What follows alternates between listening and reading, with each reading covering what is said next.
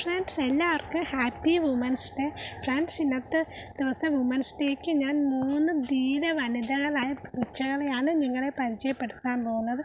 3 പേരുടെ പ്രത്യേകത എന്താണെന്ന് വെച്ചാൽ ഇവരെ എല്ലാവരും നായ്കൾക്ക് ഭയങ്കര പേടിയാണ്. ഇത് ബ്ലാക്കിയാണ്.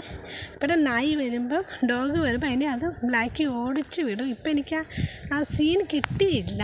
പിന്നെ വുമൻസ് ഡേ ആയതുകൊണ്ട് പക്ഷേ ഞാൻ വിചാരിച്ച് ഇവരെ ഇടാണ്.